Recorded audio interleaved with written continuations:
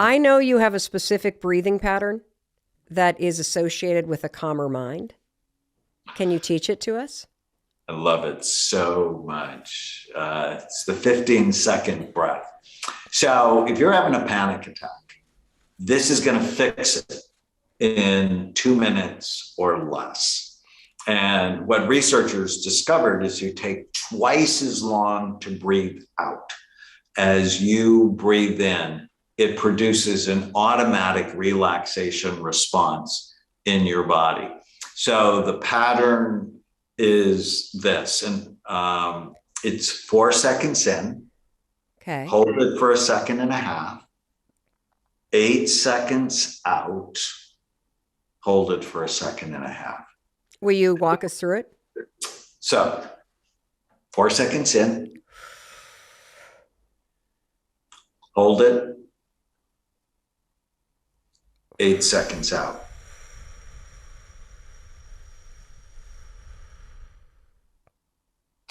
Hold it out. And then repeat.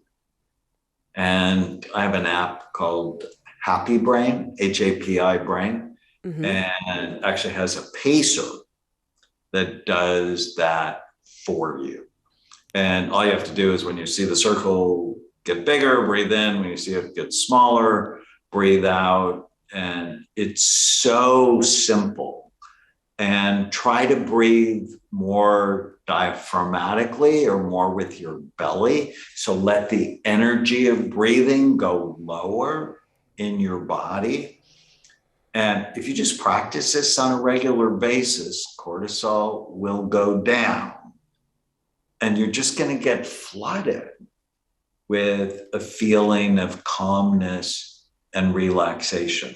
Now you got to practice. You have to create a pathway in your brain of relaxation.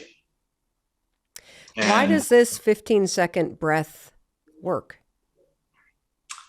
Because it stimulates, encourages your brain to go into a parasympathetic state. So there's a difference between stress, what scientists call sympathetic state, has nothing to do with sympathy. It's a bad word. But a sympathetic state is where I was on the beach at Corona del Mar walking my dog, and I saw 2 pit bulls running toward me. Oh my God. Oh my God, right? So my heart went fast. I mean, it was panic, and ended up turning out okay. But well, what happened? Now I'm on the edge of my seat. Did you pick up your dog? Did they just jump up? Oh no, and he's a big white shepherd, and I got bit. He ended up in the ocean. Yeah, it was sort of a disaster. I still get triggered sometimes, which we should talk about a little bit, because in my elite brain training program, it is critical to eliminate trauma, or at least to learn how to dissipate trauma. Because I love walking on that beach so much. So I actually did a session of EMDR.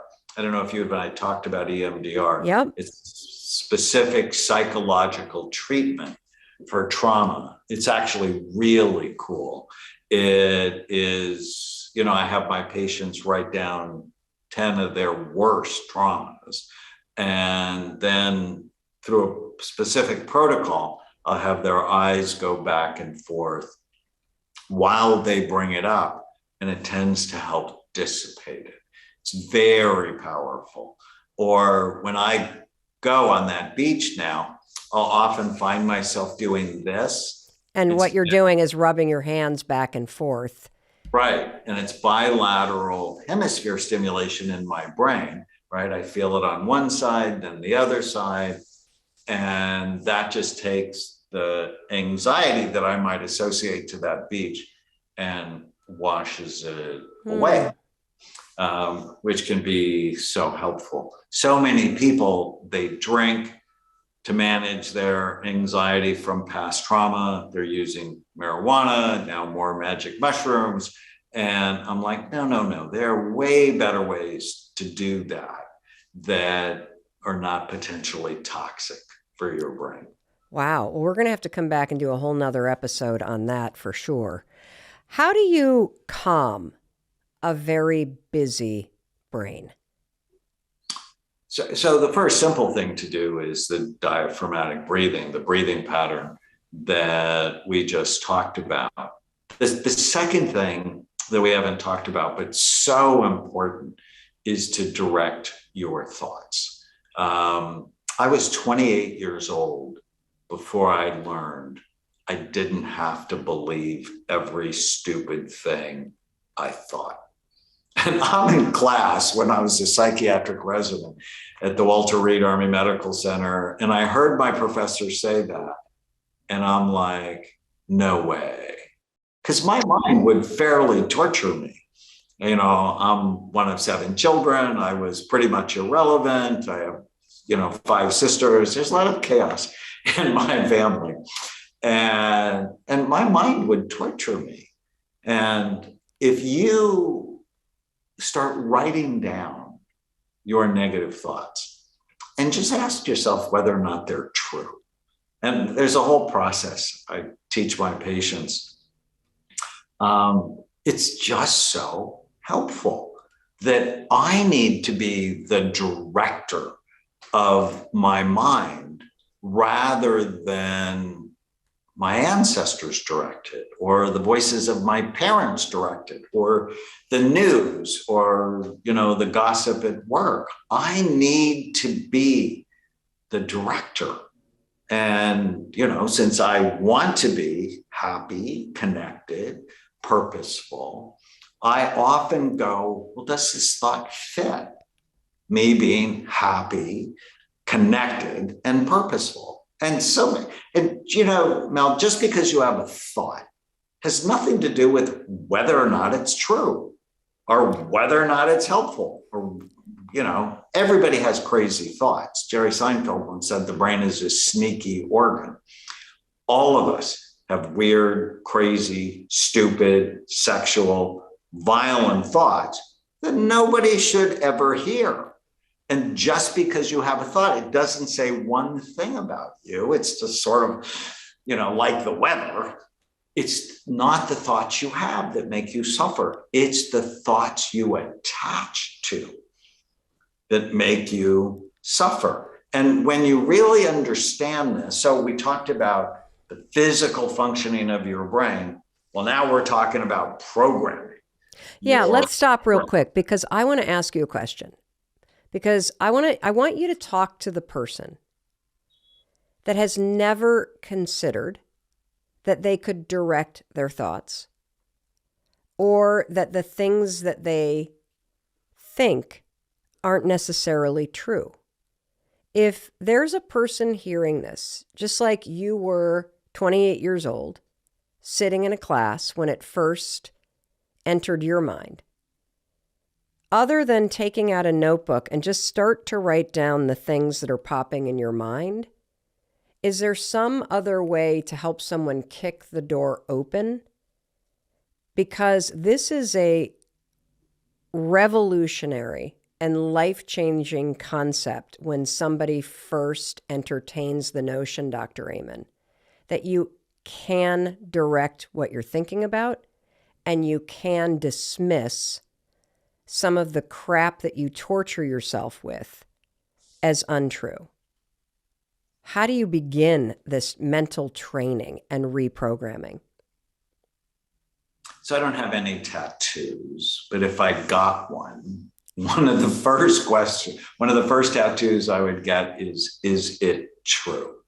It's just start carrying that question around in your head. And so when you get a thought, my wife never listens to me. I've had that thought. If you have that question, then you don't automatically have to attach to it. You can talk back to it. I don't know if you were good at talking back to your parents when you were a teenager, but I was excellent. And no one had ever taught me to talk back to myself. And so we don't have to believe the nonsense that's going on in our head. Just sort of begin to think about it like the weather, and then go, does this thought serve me? Does it help me? Is it even true? And it's so often the lies we tell ourselves that keep us overweight, depressed, and feeble-minded. And it's a revolution, I think, all second graders. I actually have a children's book called Captain Snout and the Superpower Questions, where I teach kids not to believe every stupid thing they think. I call them ants, automatic negative thoughts. So you need a little anteater patrolling the streets of your mind. What advice do you have for people who are chronically tired, Dr. Amen? Well, the first thing is get your thyroid checked. Get your thyroid checked. Okay.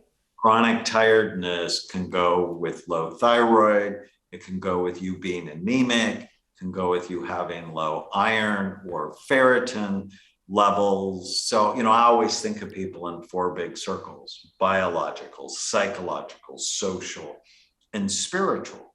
And so I'm always going to, so what's the biology of tiredness? Okay. You had an infection. How's your gut health? What's going on in your hormones? You can also be chronically tired because you're filled with what I call ants, automatic negative thoughts.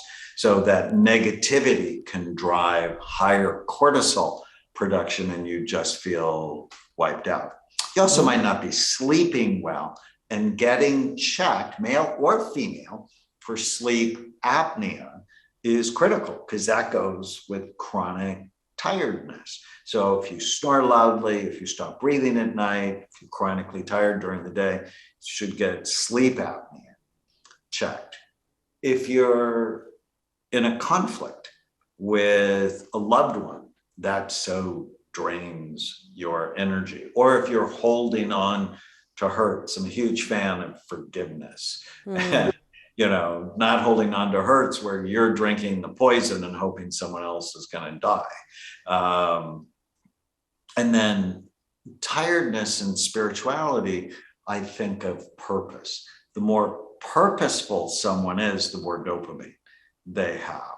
And so really focusing in on, why you're on the planet, I think is a critical piece to energy as well. The days are dark. The weather's getting colder, and I am feeling my mood, my energy, all of it plummet. I decided that I wanted simple strategies to help me boost my mood. And so I picked up the phone and I called my friend, Dr. Amen.